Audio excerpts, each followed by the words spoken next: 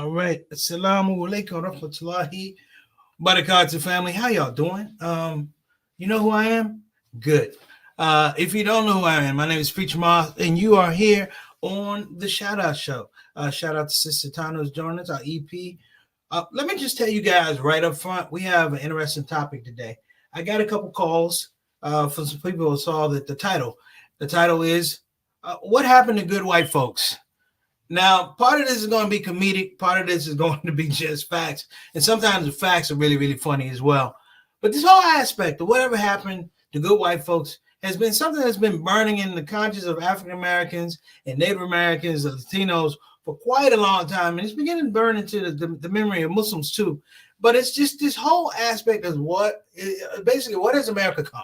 What has America become? And what are the tenets now for living in society? When I say tenets, I mean, how are we able to function in a meaningful way, in a valuable way, in a purposeful way, in the midst of everything that's going on around us?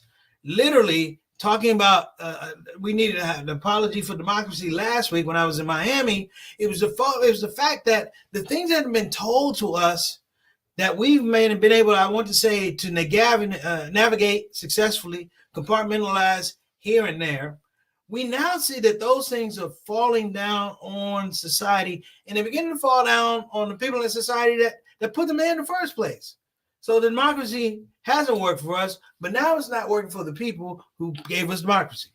The whole idea of fairness and being able to have a just election, now we see that it's not working for it hasn't worked for us for a long time. The American election cycle has not worked for us in a long time. Basically, if you look at the fact that we've had to fight, hear me now, fight for the right to get the vote, fight for the right to go to school, you understand that democracy doesn't work because it doesn't value you as equal.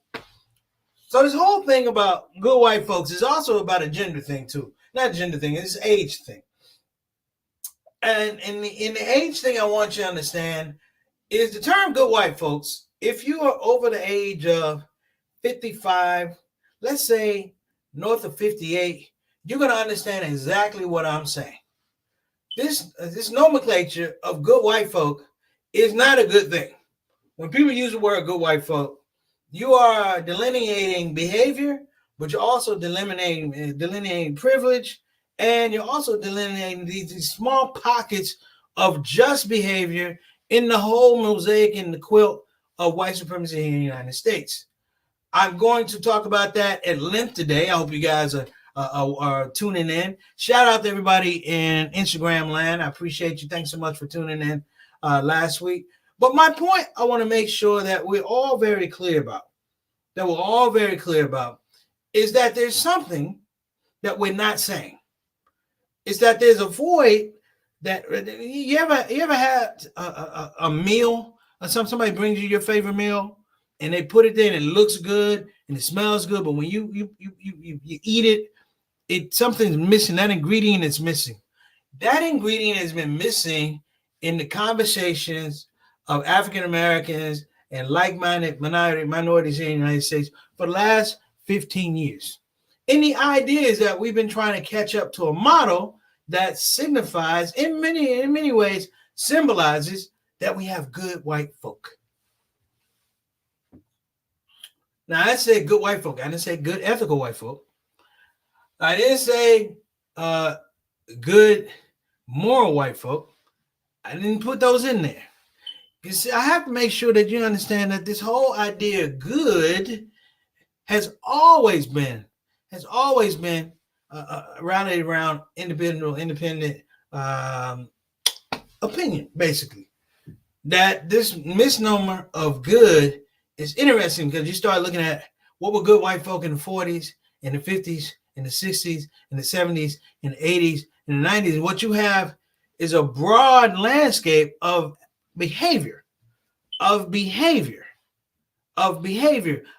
legally sanctioned behavior towards other, or legally sanctioned behavior towards those who are not looking like those who are in power. So that's what we're going to talk about today here on the Shout Out Show. I want to give a shout out down in Houston, Texas. They had a Houston Muslim Family Recognition Night. Shout out to all the Muslims that came out. Shout out to Akeem Olajuwon. And Muhammad Amr was also there for Q&A. Sister Nim did the Q&A. Yours truly introduced them. We had a great time. So just so everybody knows, shout out to them. So we're going to start the show. We're going to come back. Don't move, because here on the Shout Out Show with your brother Preacher Moss, we're going to be talking about whatever happened to good white folks. We'll be right back.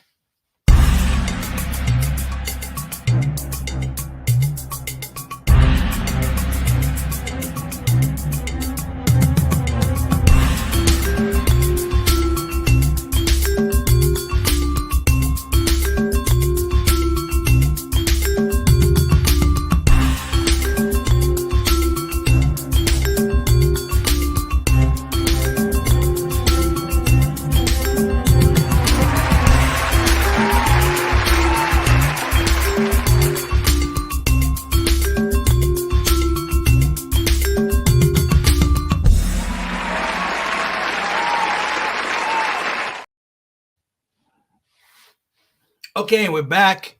Before I get into my subject, I want to make sure, again, I want to shout out to everybody in Instagram land. I want to give a shout out to what we call our shout out soldiers, shout out Hall of Famers, if you will, on the show today. I want to give a shout out to Sister Ree.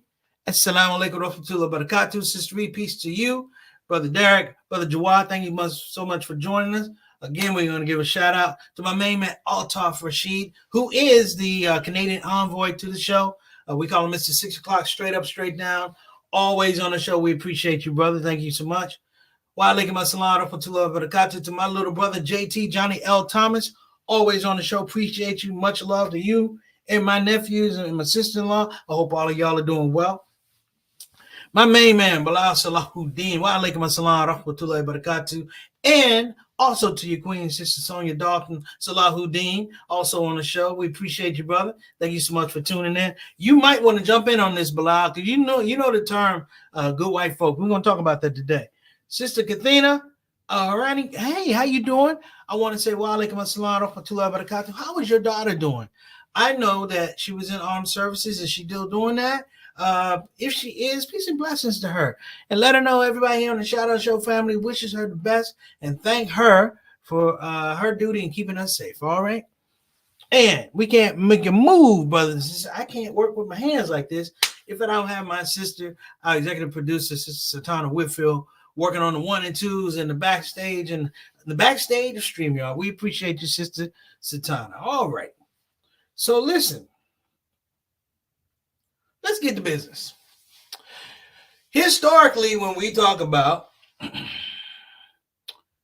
good white folks, if you ever watched the movie Malcolm X with Denzel Washington, there's a scene where they're in a, okay, alhamdulillah, all right.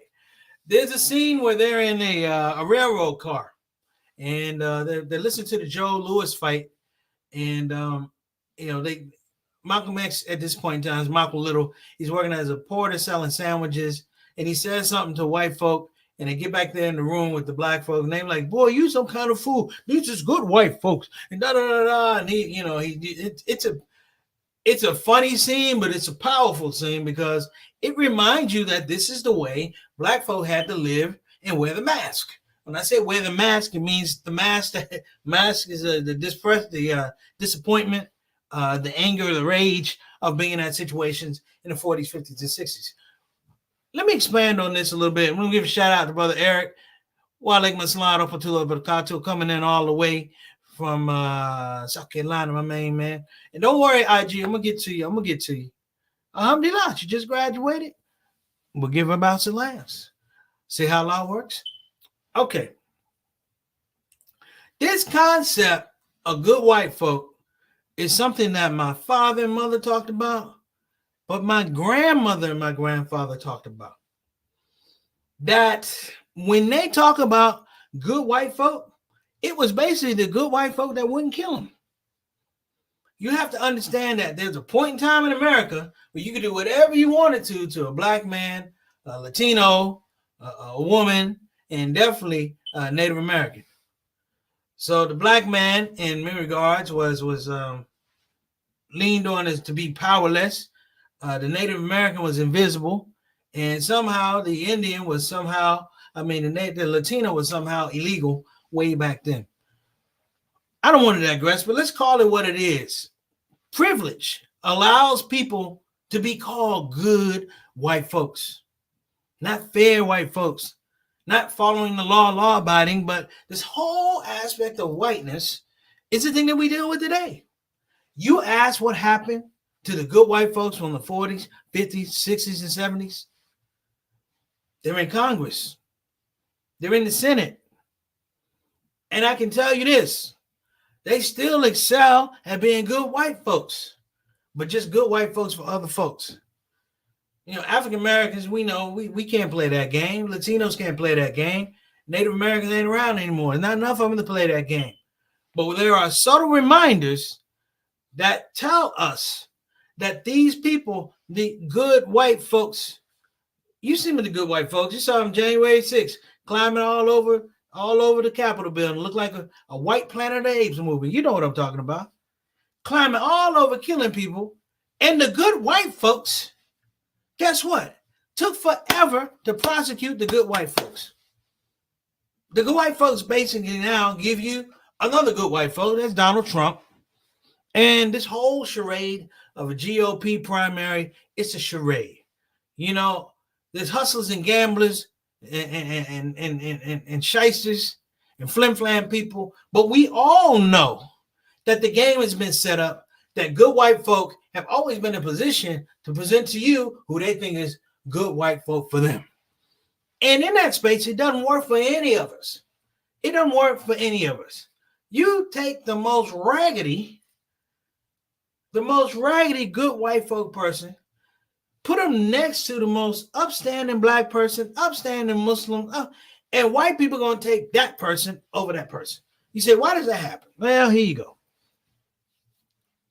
Because deep down inside, brothers and sisters, these good white folks that I'm talking about, when you get into houses and you look at the economics and the finances and the education and their family dynamics and the dysfunction that's there, these good white folks are crazy white folks, are broke white folks, are white folks that will, though they went to school, you don't see them in the good jobs.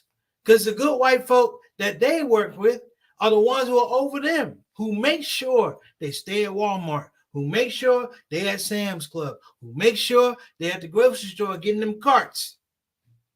Because they have to remind them, just like they did for black people, we can control you too. Just like they did for Latinos, we can control you too. Look at every modality of control or expression of power over African Americans, Latinos, and Indians. I'm going to give it to you. For black people, it was the law and drugs. There you go. It was law and drugs. Law and order, law and drugs. Like, so if you do drugs and you're around people who do drugs, or you're around people who don't do drugs, everybody guilty. Nobody has had legislation levied against them that has had generational effect more than African Americans. Period. Look at the Latinos. What do they do with Latinos? They leverage immigration. Can't do that with black folk. And the funny part, you can't claim black folk aren't citizens because, number one, we ain't want to be citizens in the first place. Ain't nobody want to be a citizen here. If there was a better place to raise your children, go to school, we'd have been gone. And they know this. And good white folks will tell you, well, you ain't got no better place than here. Yeah, you do. Yeah, you do. But they give you the laws now. They put you in certain neighborhoods. They give you certain schools. You are bound to fail. This is a systemic and foundational effort to make sure you don't move too far left, too far right. It is meant to diminish your ability to have mobility. That's it. The last bastion will be education. Maybe we'll talk about that in a minute. For the Latino, now you're illegal or you're legal, and all the ramifications that come behind that. You see about barbed wire being taken down at the border, and the border issue is a big political issue going into this election cycle. That's what they've done for them. You say Native Americans. Native Americans are not around anymore, brothers and sisters. They use treaties to take care of Native Americans. And let's talk about white progress. Let's talk about white mobility here in the United States. Okay. IG, Darcy Khan, what's going on? Wa alaikum assalam wa rahmatullahi wa barakatuh. And let's see here. All right. Good vote for another white folk. I appreciate you, Kathina. But let me throw this out here, and feel free to jump in. Anybody on IG, anybody on our regular channel. What are the patterns of white success here in the United States and anywhere the European has gone outside of Europe? What are the patterns? What is the pedagogy of success for them? I'm waiting. Satan, I'm waiting. Has anybody chimed in on Instagram to tell me the pedagogy, the pathology of success? Wherever you go, wherever good white folk go, death, despair, and oppression follow. Plain and simple. Am I being mean? No, I'm not being mean. And I'm not being woke or anything like that. I hate that term. Oh, we woke. No. Woke would imply that I've been asleep. When in reality, you woke. You've been asleep. We've been working. We've been hustling. We've been grinding. You wake up to reality that all the stuff that has been done against these minorities and women, at some point in time, I want to say divine intervention or the hand of God reaches in and moves and said, all you people trying to oppress these folks, get in the room. And when you get in the room, that's when you got January 6th. That is the implosion or inbreeding of good white folk. Can I say inbreeding? I said it, inbreeding. Let me give you this thing real quickly. I have not found a society, and I've traveled around the world where Europeans have gone, where they have not leaned, and initiated the subjugation of other people, the removal of their culture. I'm watching a movie on JT. Don't laugh at me. I'm watching this movie on Apple TV Plus, Apple Moon, whatever it is. I can't remember it. I should remember. I said it a bunch of times with Leonardo DiCaprio and Robert De Niro, and they talk about the Osage Indians who way out in Oklahoma, the Osage Indians, and somehow on this Osage reservation, oil exploded up, and they were per capita the richest people in the United States at that time. And do you know what happened? Good white people come in to civilize rich people, to civilize people who they have nothing to do with if they didn't have money, if they didn't have resources. Taking pictures of Native Americans for their families in the 1920s, charging $40 a picture. Satana, come in. Oh, Killers of the Flower Moon. Thank you, Kathina. Taking $40 a picture. I'm like, you wouldn't pay that now. But they were trying to rip these people off and give them cars and da-da-da-da. And I'm going to tell y'all something. It ain't the first.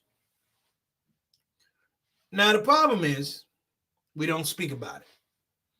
The problem is in our heart of hearts, Muslims, Christians, in our heart of hearts, we really, really want to believe that the good white folks can actually turn out to be good white folks.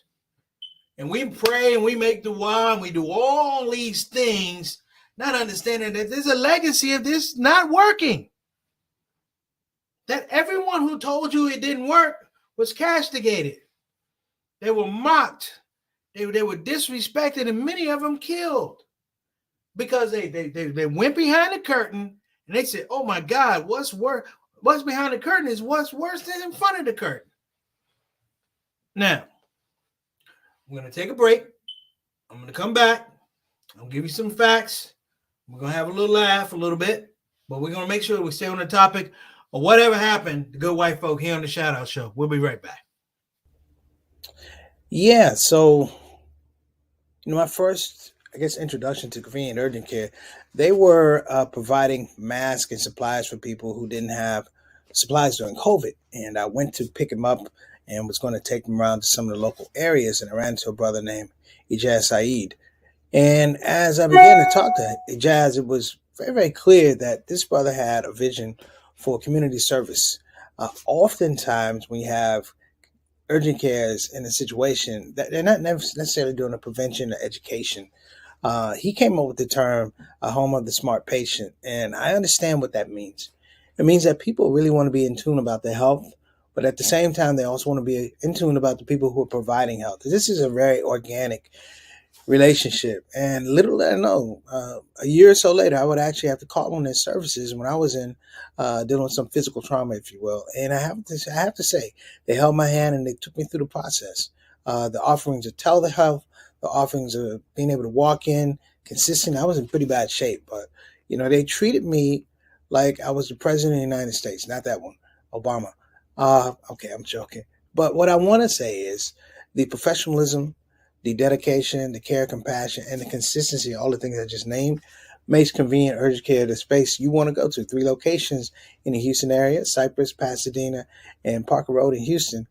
But I want to say the overall conceptual understanding of convenient urgent care is that they care for their patients, even when the patients don't know how to care for themselves.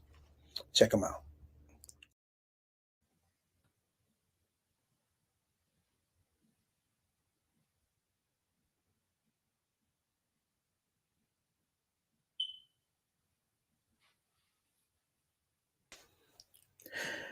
Assalamu alaikum warahmatullahi wabarakatuh, everybody. I'm comedian Preacher Moss. I hope you're having a blessed Ramadan. Listen, I just want to take a couple of minutes of your time to talk about Olive Branch Muslim Family Services.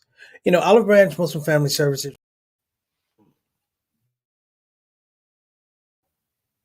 Oh, okay. Okay. I was just giving some names, brothers and sisters. I know I'm trying to do too much. The sister Tana is trying to tell me I'm trying to do too much. All right. Am I on, sister Tana? There you go. She said you're on. So let me get back to what we were talking about. Whatever happened to good white folk? There's 2 aspects that I want us to be really, really clear about. And one of them is laws, and in conjunction laws, permissibility. Laws and permissibility. Meaning that my grandfather told me something about good white folks years ago, which I thought was funny. He said, good white folks is the ones that know they could kill you, they just don't. He said, so instead of they killing you, they just rob your house. He said, they just steal your money. And you develop in this nomenclature that this is better than that. I'd rather have them discriminate against me rather than they hurt me and hurt my family. Listen to what I'm talking about. That we develop these levels of acceptability and it fits in with the permissibility. To the point where we can't even have black rage anymore without the permissibility, the permission of good white folks. When George Floyd was murdered, brothers and sisters, a terrible situation. But the thing that bothered me was there was a very festive atmosphere going on with protesting. And what I mean is, people took it upon themselves to have agendas other than the death of this man. That Black Lives Matter, and you know what I said about Black Lives Matter, and don't ever forget it. Black Lives Matter was not about black lives, it was about black trans lives. And if you're about black trans lives, just say that. Don't put it in a thing where people have to look in the fine print and understand that Black Lives Matter was really anti-family, definitely anti-black family, definitely anti-black man. And forget about religion. The thing that I want us to understand is when you allow people into these spaces, you are completing what I call a psychotic act. Let me tell you about not just black existence, but minority existence in the United States. Jump in when you feel like it. It is amazing to me, and if you live long enough, you're going to see this phenomenon that the people who hate what you do, hate how you express yourself, hate how you dress, hate how you talk, hate how you breathe, hate what you eat, will do a deep dive, almost like a moral white paper to figure out how can I counterbalance all of that. If you are a hip hop head and you heard the message, I remember being in the car with my mom and I heard the message. Ha, ha, ha. My mom was like, "Is something wrong with the radio?" I'm like, "No, mom, that's a rapper." She, "What is a rapper?" She said, "What is that?" And she made me turn it off. And I boo-hooed, I cried like a newborn. And I cut the radio back on, but it was so popular in DC that they put it back on again. And my mom listened to it. She said, "Woo!" She said, "I don't know how long they're gonna keep that record on the air." Because it was speaking a truth that had not been talked about. I want you to understand good white folks. And this is how you can tell you got good white folk, people. They're going to tell you not to do something. They're going to tell you what you did is wrong. They can say it to you long enough till you leave it alone so they can do it. They hated hip hop. Then they wanted to do it. They hated jazz. Then they wanted to do it. They hated the blues. Listen, the blues, brothers and sisters. This is people out in the Mississippi Delta coming out of the cotton fields. They ain't making no money, no shoes on their feet, no socks, no education, no hope. The only expression they have is music on instruments. Some of they had to build themselves, and they singing this blues and they wail and they sing from their heart. Can you imagine some white kid just walk up and go, "Oh, that sounds good. I'm going to do it too"? That's the world we live in. You see, good white folks live with this underlying fear that at some point in time, you're going to surpass them. Whether it's morally, whether it's financially, whether it's in your family structure, whether it's in your business, whether it's in your religion. It's always been understood that the fear and anxiety is that you're going to surpass them. That's one fear. The bigger fear is that you're going to surpass them and you're not going to tell them.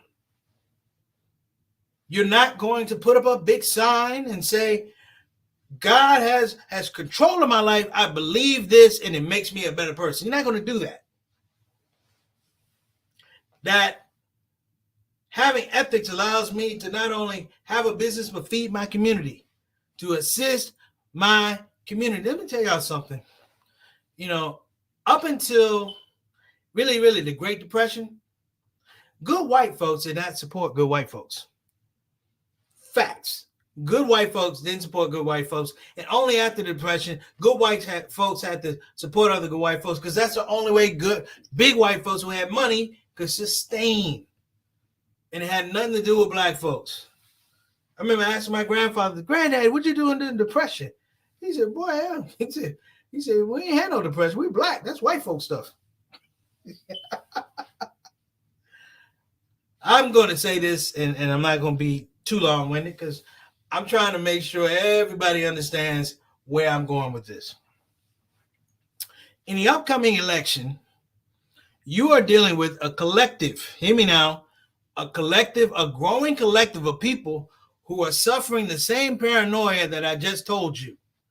That the masses that they try to suppress and oppress at some point in time are going to figure it out. Whether it's in the United States, whether it's in Gaza, they're going to figure it out. Sorry, Zionists, I had to put it out there. They're going to figure it out. And I pray to Allah subhanahu wa ta'ala when they figure it out, damn it, you were the last person that knows. In the style of Nat Turner, I really pray that when the slaves run away, that one that comes back, that good white folk, oh, Nat, I'm so glad you came back. You ain't know him. Nat came to slay. And I would encourage, I'm not encouraging violence, but damn it, you better come to slay. So everybody watching this telecast, come to slay. Make sure that your business is tight. Make sure that your legal affairs are tight. Make sure that your family is protected. Make sure that your education is protected. I want to shout out also the Claire Muhammad documentary that's going around. If anybody can find the link for this launch good thing for Sister Claire Muhammad documentary, I encourage everybody to donate something. Duas are good, but duas don't get the negatives cut. Donate something. Because she was a bastion of what you do when good white folk are bound. Now, let me get to the close.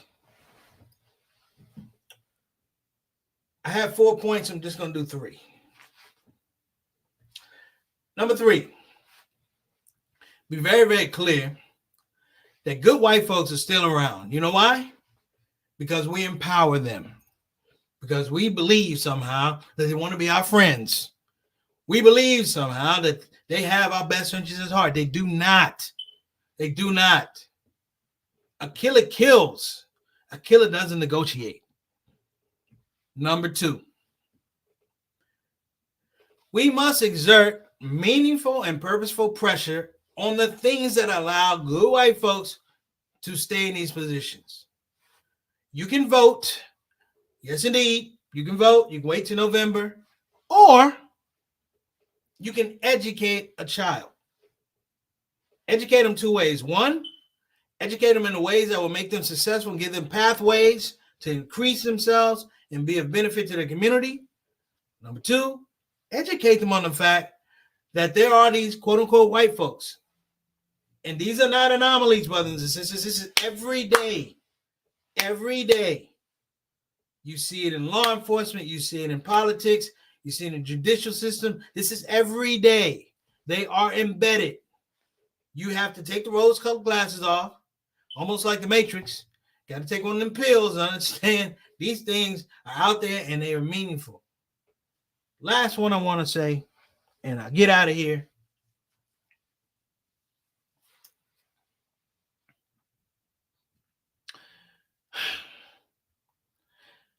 It's a bit of a paradox. Good white folks never think they're going to lose. But good white folks never think they're going to be challenged. Let me say it again. Good white folks never think they're going to be lose. But good white folks never think they're going to be challenged. In your heart of hearts, all the social media, with all these things going around, and internet and that, some of the most powerful movements happen without these things. It was the motivation and the center thought of people who said we must challenge this idea of good white folks. And they challenged in a way of what good white folks did as good white folks, but they turned around and gave them a mirror. And in the bigger scope, they took the mirror and the reflection and they showed it all throughout the world. See, the United States used to be like Vegas. What happened in the United States stayed in the United States. It's not that way anymore. What happened in Gaza stayed in Gaza. It's not that way anymore. Anybody can pick up footage of what's going on in Gaza. However, those good Zionist folks, okay, I don't even know if you can say that, Satana, good Zionist folks. Those good Zionist folks had a path. They had a template, a blueprint, and that was here in the United States. And the way they act is the way the United States act. You're only talking about, what's this, 2023? Take 60 years off of it, and that's exactly what was happening here. And to my surprise, as Taraji P. Henson said, we know the math ain't mathing. And I am going to encourage everybody to have conversations about the math not mathing. And don't be afraid. Because a lot of good white folks that I'm talking about, they can't add anyway. They need you to make it sense. They need you to make it make sense. They need you to make it meaningful. Oh, they need you to make it valuable. Why? So they can take it. They can take it. All right. I'm done. I'm out of here. I hope everybody had an amazing day. Clara's Fruit. Thank you, Sadana. Please go to Clara's Fruit. That's I can't sendingpark.com fundraiser. Is that fun Clara Fruit? Okay, it's on the screen. Satana, you put it on the screen. Thank you so much. Please support this important project. And if anything I said offended you or made you feel some kind of way, damn it, good. All right, I'm out. Satana, take care of yourself. Speech Master Shout Out Show. Assalamu alaikum warahmatullahi wabarakatuh.